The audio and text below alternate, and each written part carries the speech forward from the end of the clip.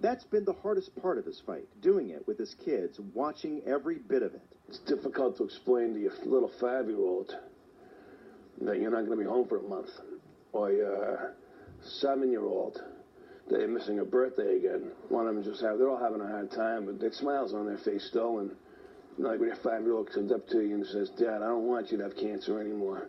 When's your cancer going to be done?" Well, I wonder what goes through their mind when they're thinking this. And she cries because she doesn't want me gone for 30 days. He's always told his doctors he didn't want to be told how serious the cancer was. You know, I said straight up, I said, I don't want to know how long I have to live. That's up to me and God. And I don't really care what stage it is, so we don't need to talk about that. And doctors have followed that? Yeah, we just do our thing. Sometimes you can tell by the look in their eye. They look at you when they wish you good luck, and they're like, "Oh, you're screwed."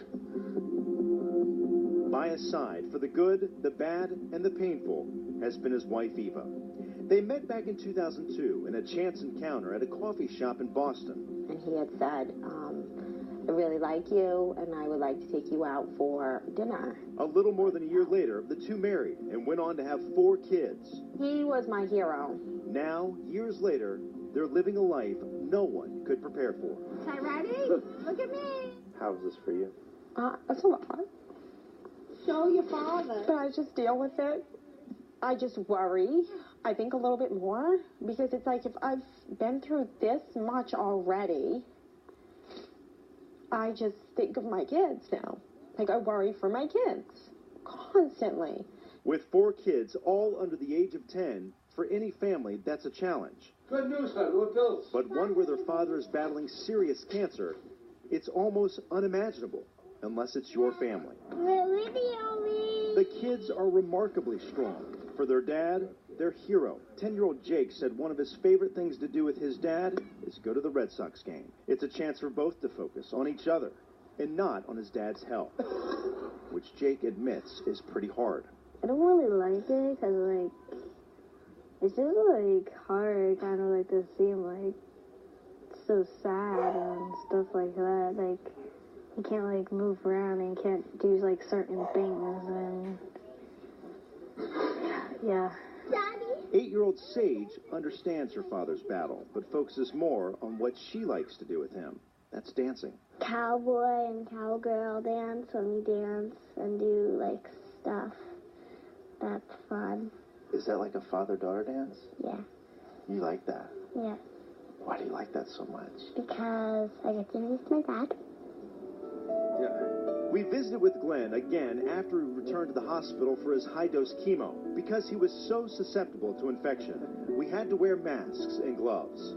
Surrounded by words of love, pictures from his kids, and goals to get stronger, Glenn fought back any pain. How are you feeling? I'm good.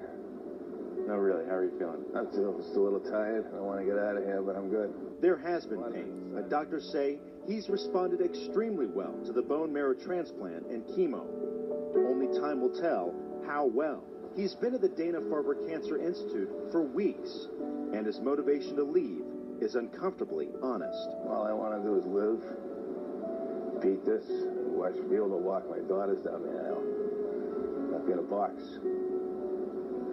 You know, I want to get back to work, be a fireman again, and, you know, get back with my crew and my guys, and be able to go to my kids, like, baseball games, and my daughters' dance recitals, and go to the open houses at their school, which I can't go to now for months and months. I'm going to be in quarantine for months.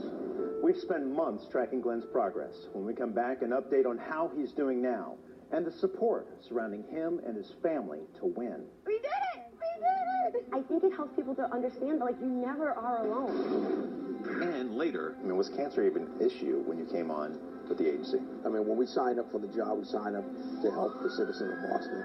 And you never knew this kind of risk was there.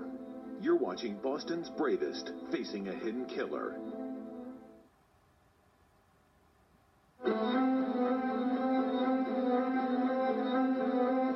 Here again, Boston 25 News anchor Blair Miller.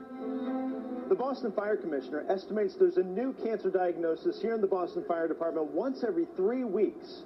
A few minutes ago, we showed you Glenn Preston's battle, but he isn't fighting alone, not by a long shot.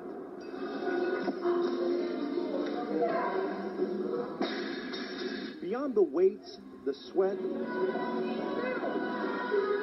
and loud music here at CrossFit Route 1 in Lynn, there's something much deeper happening. Go! 22, I'll take it. Nice job. And it revolves around Boston firefighter Glenn Preston, who's fighting 2 blood cancers, leukemia and lymphoma, linked to his career as a firefighter. If I say lower, you know that I know that you're capable of more. Katie Boschko is one of the CrossFit instructors here. Glenn's wife, Eva, has been coming here for Katie's classes. Let it be here, right? Right on your chin. Don't let it pull you forward. She always comes in here and gives 150%. So when Katie heard what was happening, a few local gyms raised money, but there was still the urge to do more. So I kind of just threw out there on Facebook that for every $1 donated, I would do a burpee in my weight vest. She thought it would be a couple hundred. It turned into so much more. It was just over $5,200. $5,200 for 5,200 burpees wearing a Kevlar vest. She spent weeks doing them, and we were there the day she finished the final 100. Like, I would do more if I had to. It's awesome. That's like, it's his shirt, you know? And like, a couple times, I wanted to like, wipe my sweat with it, right? Because that's what it's there for. But then I look at him like, he doesn't get a break. Like, he doesn't get to like, wipe his sweat. And right after that, Katie saw Glenn's wife, Eva. We did it! We did it! Thank you so much, Katie. Thank you, Mama. It means a lot. For a moment, the two celebrated. But then, Eva revealed a setback. Glenn's abdomen had ruptured that day, sending him to emergency surgery. I'm going after. Okay. Good. But I didn't want to interrupt. Oh, please. Glenn would be okay, and the next day he came home. Through it all, Katie and the others here are doing everything they can to help the Preston family, whether that's with donations or just providing a place full of optimism. And to realize that we're here to be their crutches and their cast, and then, maybe they don't need the crutches. Maybe they just need a walking boot, or, and we'll be there when they need us. At home now, the fight for Glenn and Eva is up and down every day. Some days, Glenn is able to go outside, maybe even go to a restaurant, nothing more. Then there are days where Glenn stays in bed all day because he's still so tired from all the chemo. But together, they're fighting it. I have to stand by Glenn. We made a commitment to each other when we got married, and if I was going through this, I would want him to do the same for me. So my goal is to get better and be the proper father and husband like I want to be, and like I used to try to be. And that especially, and I just want to be a fireman again. I just want to be a freaking fire guy. We started following Glenn last year. I speak with him several times a week. Right now he's focused on April 5th. That's when he'll be rescanned to see how the chemo has impacted his cancer. Of course, we will all be watching and updating you. So we wanted to know how firefighters compare to the public when it comes to cancer. And it's almost hard to believe.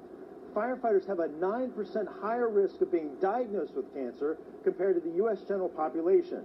Even worse, the risk of dying from it is 14% higher than the public.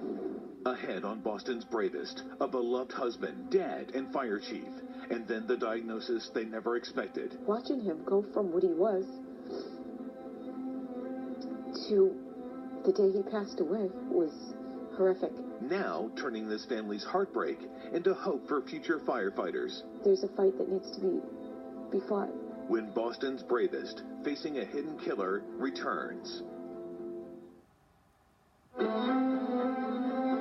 You're watching Boston's Bravest, facing a hidden killer.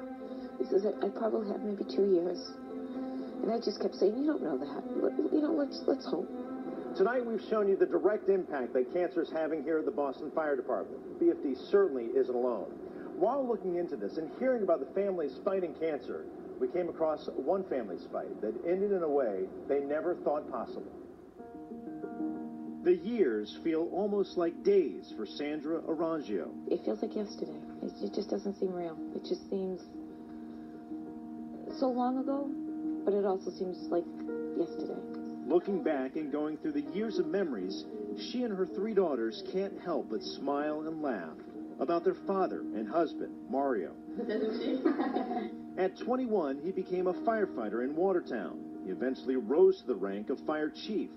Sandra remembers the night he got the call that he was picked to lead the department. You know, he hung up the phone and we just got very excited, started jumping up and down and screaming, and it was just awesome. It was a great feeling. Sandra says her husband loved being a fireman, and she loved it too. She says she wasn't one to worry about him heading off every day into the unknown. I mean, you just don't think about their job. You just, you know, you get up, you kiss them, and see you later on, and you go. But in late 2016, something was off. Mario had stomach pain and was quick to get it checked. If he didn't feel well, he went to the doctors. He wasn't one of those, oh, I'll put it off, I'm not going to go. He was really good about that. It was October 31st, Halloween, when Mario went to the doctor. He came home that night, ready to take their grandchild trick-or-treating. But Mario had unsettling news. And he said, can I talk to you for a second? I was like, yeah. He's like, do you want the good news or do you want the bad news? And I said, honey, what's up? And he said, they found a mass.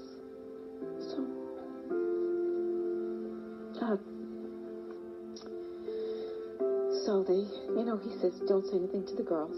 He said, let's just see what this is. The mass was on his pancreas. They both knew the threat was real. Sandra believes it was Mario's exposure to years of toxic fires and chemicals that led to his mass. The morning after Halloween, Mario went to the hospital. And as Sandra puts it, that's when everything started. At this point, were you hopeful that he could beat this? Yes. I mean, we thought that we caught it early enough. We thought that he was going to be fine. He instantly started chemotherapy. 9 months later, some good news. After 16 rounds of chemo, the tumor had gotten smaller. They said, we're going to take 5 weeks off. After this 5 weeks, we're going to scan you again. And we waited. They made us wait 5 weeks. And we came back, and the scans were bad. His liver, the spots came back in 2 folds. I mean, and the spot in his pancreas was growing back. He just got sick very quickly. How did he understand this? He knew, right from the beginning. When he first got diagnosed, him and I went down the Cape, and we were talking about it, and he said, Sandra, he said, not too many people don't live from this. He says, I probably have maybe 2 years. And I just kept saying, you don't know that. Let's hope. For Sandra, the cruel reality is how fast the cancer hit Mario. Once again, a result of the work he did as a firefighter. Watching him go from what he was to the day he passed away was horrific. It's awful to watch your loved one sick, but to not watch him eat, to not watch, not to eat, not to drink, not to communicate. It's awful. What do you remember most about some of your final talks together? Just how much he loved us. How much every night we would all be in the room with them. We just sat with them and we just told him how much we loved him. And right to the end, he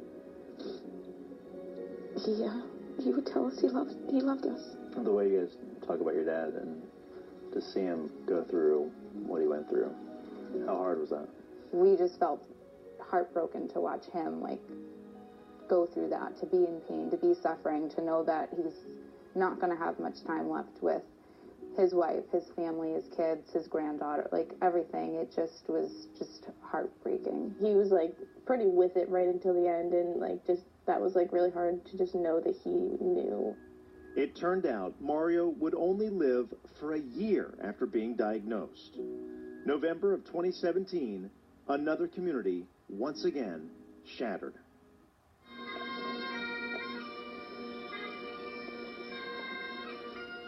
Now, just a few months after saying goodbye, Sandra and her 3 daughters are eager to share their story.